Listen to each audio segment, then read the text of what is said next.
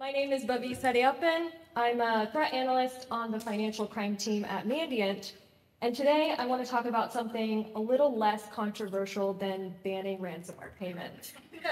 What I want to talk about is a group of malware that actors call crypters. Hey, could you please stand behind the podium because of the podium? Okay. So I want us to take a second and get into the mindset of your average cybercriminal. Let's say we're distributing a lot of redline stealer or some very common, highly detected malware. What's a question that's going to come up over and over again for us? How can I keep my malware undetected for as long as possible? And the answer for a lot of cybercriminals is going to be crypters. So a good crypter is going to allow us to distribute fully undetected payloads for at least a short period of time. But let's level set really quick. What do I mean when I say crypter? What really is a crypter? At a very, very high level, a crypter is just a builder. It takes an input, your malware payload. It modifies it using a variety of obfuscation and encryption mechanisms, and it spits out an output, your crypted payload. So the expectation here is that crypted payload is going to bypass common detection methods for some period of time. Crypted payloads have two main components. You have your stub and the embedded payload. So the stub is a piece of code whose responsibility is to decode and execute that embedded payload. At Mandiant, we track crypted payloads as droppers, and today I'm going to be focusing on publicly available crypters, and I will not be talking about commercially available services. So getting back into that cybercriminal mindset, now that we know the benefits of a crypter, the next big question for us is, well, where can I get one? It's pretty obvious, essentially any underground forum. But what's interesting about crypters is that they have seen significant longevity on these underground forums, which kind of bucks the norm with what we normally see with commonly used tools and services, which tend to have shorter lifespans. We've seen ads for crypters since 2006, and one of the most prominent crypters right now, VIP Crypt, has been active for 13 years. We analyzed dozens and dozens of these advertisements, and what we found is that their business models fall into two main buckets. You have self-service and you have managed. So with a self-service business model, the customer is going to receive access to that builder. They're going to be able to crypt their own payloads at their own speed. As opposed to managed, where the customer is going to provide the malware to the service provider, they're going to crypt it and send it back to you. The pricing model for these different services, it varies pretty drastically, and it depends on a variety of different factors. And the three big ones that we identified are availability of the stub, the time frame of your subscription, and whether or not there are any premium offers bundled in. So as we know, stub is that piece of code that's going to decode and execute your embedded payload. There are two main flavors of stub. You're going to have your private stubs and public stub.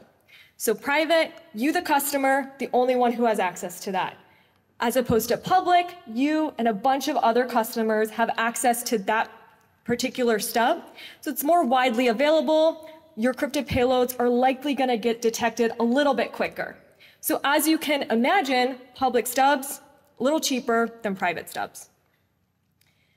We also wanted to see what types of malware are being crypted.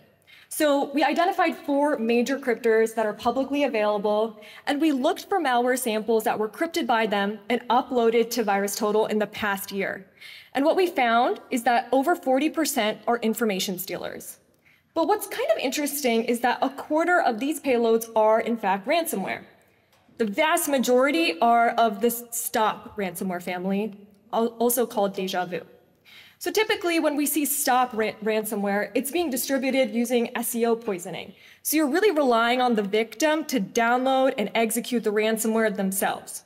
There's no post-compromise activity. You don't have a threat actor in the environment able to disable any antivirus software. So it's really critical when that ransomware hits disk that it's not causing a lot of alerts to go off. So it makes sense that we're seeing a lot of that crypted.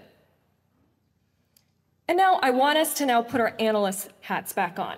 so we can delve into why and how understanding crypters can help us with our analysis. So for us, one of the key aspects that we look for when we're using crypters to support our analysis is identifying whether the crypter is publicly available or if it's privately available. So with publicly available crypters, those are going to be advertised on underground forums. You're going to see a lot of different actors crypting a lot of different types of malware. And so really, it shouldn't play a significant role in your attribution efforts. Now, on the flip side, private crypters are not going to be advertised on underground forums. You're typically just going to see one threat cluster or a group of shared trusted partners using that tool. So it can suggest relationships between actors, and it can play a more significant role in attribution. Now, I know it can sometimes be a little bit difficult to map that cryptid payload back to the advertisement, but there are some great publicly available tools and research on common crypters. And also, you can kind of make an educated guess in a lot of cases. So if you're seeing only 1 or 2 malware samples in a specific period of time being crypted by a specific tool, that could suggest private, versus if you're seeing a bunch of different malware family being crypted, that's going to suggest public. I want to delve into a recent example where we were able to use our understanding of crypters to understand some new threat activity. So last month, we came across what at the time we thought was a new Rust-based credential stealer that we track as Storm Shadow. While we were doing some analysis, we realized that the earliest versions appeared to have shown up in around May of 2023. We noticed that the majority of Storm Shadow payloads that we were seeing were crypted. So we mapped out what crypter was used and at what time. And what we found was kind of interesting. So from May of 2023 through the end of February 2024, all crypted Storm Shadow payloads used a publicly available crypter. The majority of them used VIP Crypt, which we track as Longfall. And then for a hot second in July 2023, they were testing out, it appeared, Masscrypt, another popular crypting tool, which we track as Bad Mood. But then we saw a shift in March of 2024 from publicly available crypters to what we suspect is a private crypter. Beginning in March of 2024, all crypted Storm Shadow payloads used a crypter we track as Dryrot v2. And we've only seen a very small subset of threat actors use this crypter.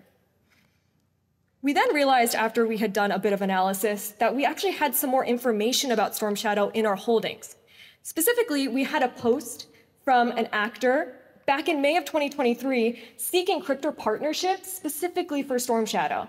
And then in July of 2023, they posted a positive review of VIP Crypt saying, "This is great, I've been using it for 2 months." So that really aligns with what we were seeing with Storm Shadow being crypted using VIP Crypt through 2023. We then took a look at the distribution techniques. So in 2023, Storm Shadow was being distributed using fairly common tactics. Fake installer websites hosted on Dropbox. But when we saw that shift from public to private crypter, we also saw an increase in sophistication of the distribution tactics. So we saw a newly tracked loader, SS load, pushing out Storm Shadow in March of 2024. And then in April, we saw maldocs that were hosted on the legitimate blockchain support URL being distributing Storm Shadow. So what can we infer from this? We're seeing a shift from public to private crypter at the same time that we're seeing an increase in sophistication when it comes to distribution tactics. So one theory that emerged is that the actor associated with Storm Shadow at the beginning of 2024 partnered up with actor or actors that had access to Dryrot v2 and more sophisticated distribution techniques.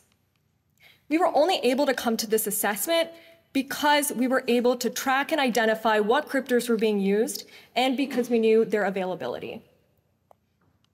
That's all the time I have today. I very quickly want to give a shout out to one of my financial crime teammates whose incredible technical prowess is the only reason we're able to track crypters to this granularity. They know who they are, so thank you so much, and thank you all for listening.